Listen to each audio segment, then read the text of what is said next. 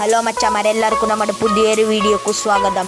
ഇന്നത്തെ വീഡിയോ എന്ന് പറഞ്ഞാൽ ഇവനും പിന്നെ അവനും ചെയ്ത പ്രൊജക്ടർ നിങ്ങൾക്ക് ഞാൻ കാണിക്കാം. അപ്പോൾ വീഡിയോ ഫുള്ളായിട്ട് വാച്ച്